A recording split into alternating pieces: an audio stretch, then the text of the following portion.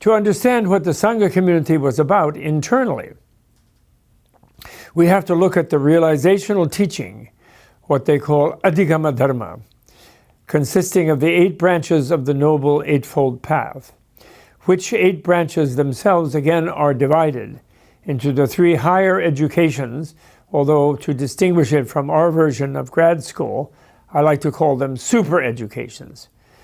So that's what they were doing. Take a look at the diagram of what's called the textual Dharma and the realizational Dharma. And let me say this, the word for realization or understanding, adhigama in Sanskrit, literally means going over. So the word that indicates a new understanding is a motion word. It's not a static word like our English understanding, which I think comes from our authoritarian culture where understanding something means you're obeying some authority or you're indoctrinated in some doctrine. But in their case, understanding, adhigama, means you go over into a new character of your own. You change your own self and you go into a new world, a new context through your understanding or through your realization. And it transforms you to understand the world differently. It's not, you don't just understand some authority's description of it. You have a realization of its true nature.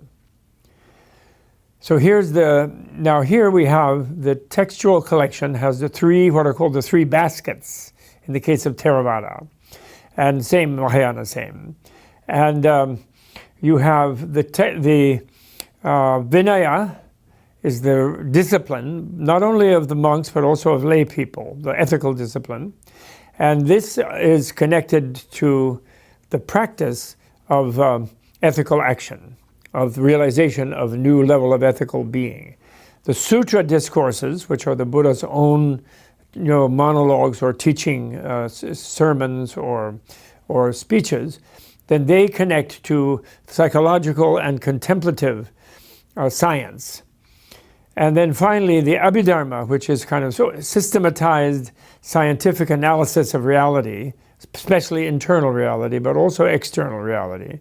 This corresponds to the realization of wisdom, which is the actual experience of the true nature of reality.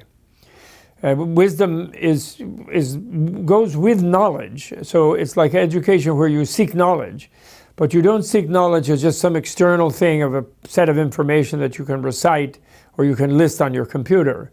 Knowledge has to become experiential and realized to become wisdom. And that's what the goal is in the scientific level of the Buddhist super education. Okay? So this is on the scheme that you have, that you can see on the screen next to me.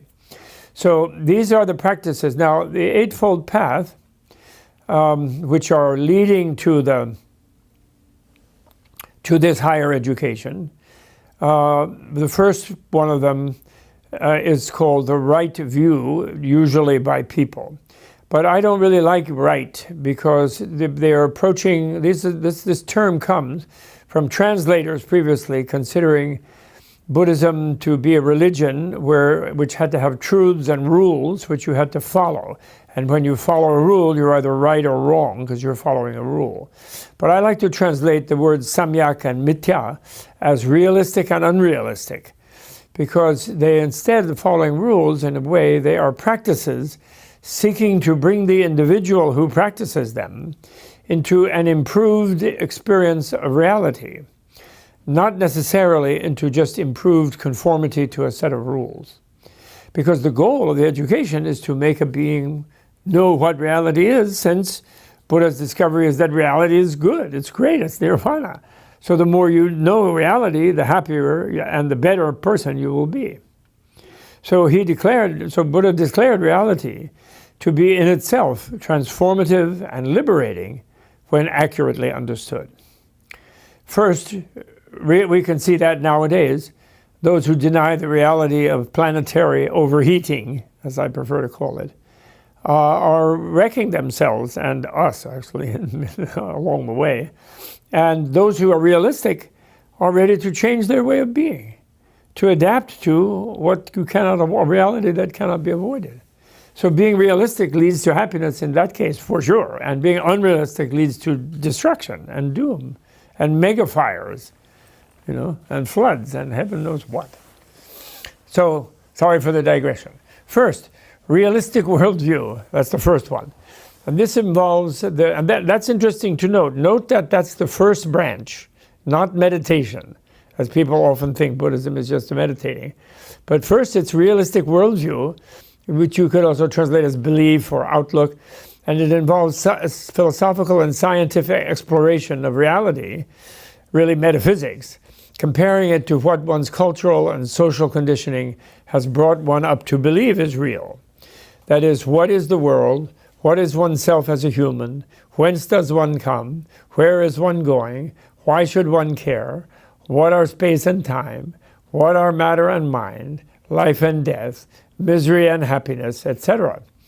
The fundamental intellectual insight toward which one is given rational means of validating or invalidating is that of relativity, expressed in the famous teaching of emptiness or voidness or selflessness, often misunderstood in Asia as well as in the West as nothingness, which actually means, but that's not what it is, emptiness, it is, or selflessness, it actually means that all things and beings are empty, devoid, free of any non-relational essence, component, or substance, or identity, hence completely relative to everything else. So, like me, Bob Thurman, there's no absolute Bob Thurman inside that's unconnected to all of the Bob Thurman interconnections and relations. And therefore, I'm 100% right to the core, to the heartbeat, to the central atom, or subatomic dissolving, whatever it is in there. It's all relational, 100%. That's what selfless means. That means that myself lacks a fixed self. It's a relative self. It doesn't mean I don't exist, right? I am stuck with existing, unfortunately, sometimes, when I'm in pain anyway. Hence, completely relative to everything else. Pursuing with various means, on various levels, this, what is called the royal reason of relativity. All things lack intrinsic reality or objectivity or identity, because they are all only relationally established. This enables one to critique the numerous dogmas of all human cultures, East, West, South, North, based on irrational, incoherent proclamations of absolutes of various kinds, absolute gods, absolute laws, absolute realities, absolute selves, absolute authorities. Developing this realistic worldview, therefore, basically means becoming increasingly open-minded, dedicated to confronting reality, however elusive and complicated, directly and perceiving and perseveringly.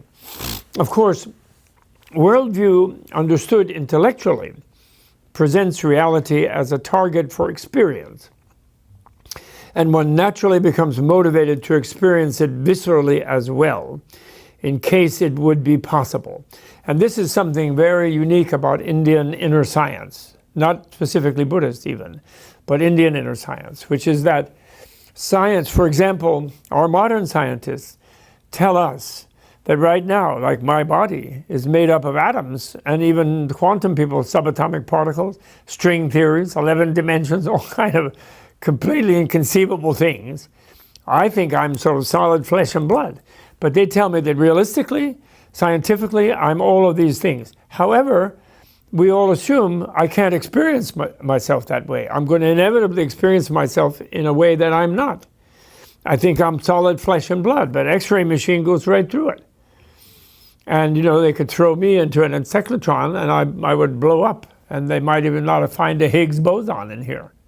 So this, but in Indian science, if I am made of such atoms, if I am made of such subatomic particles, if even you can't find an essential subatomic particle that does not dissolve under analysis, then I should be able to experience that.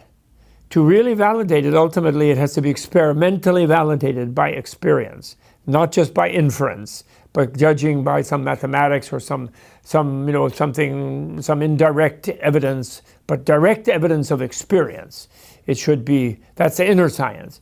And they claim that they saw the divisibility of all atoms and the fact of there being no indivisible particle against the normal Indian, other kinds of Indian physicists, the Buddhists themselves claimed, by mental focus and mental atom smashing through highly concentrated mental processes. And this, of course, we don't know. This is where, of course, meditation becomes really important.